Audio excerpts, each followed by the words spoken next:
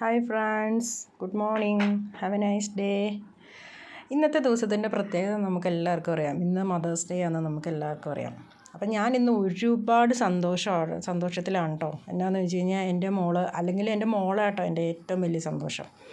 എനിക്ക് ദൈവം നല്ലൊരു സ്നേഹമുള്ള ഒരു മോളെ തന്നതിൽ ഞാൻ എന്നും ഞാൻ പ്രാർത്ഥിക്കുമ്പോൾ ഞാൻ ഏറ്റവും ആദ്യം പറയുന്നത് അതാണ് കേട്ടോ. പിന്നെ എൻ്റെ മോൾ ഇന്നലെ കിടക്കാൻ നേരം എന്നോട് പറഞ്ഞു, ഉമ്മി ഞാനാട്ടോ നാളെ ഉമ്മിക്ക് ചായ ഉണ്ടാക്കി തന്നെ രാവിലെ.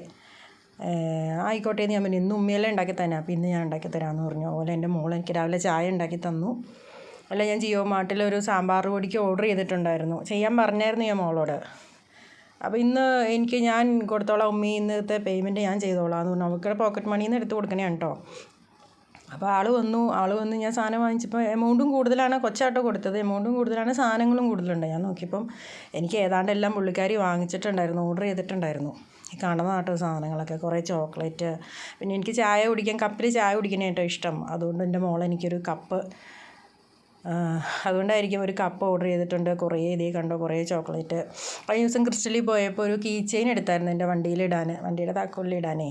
അപ്പോൾ അതും എനിക്ക് അങ്ങനെ കുറേ, പിന്നെ ഒരു കാർഡ്, ഇന്നലെ കുറേ രാത്രി ഒരുപാട് നേരെ ഇരുന്നൊരു കാർഡ് ഉണ്ടാക്കി അത് തന്നു.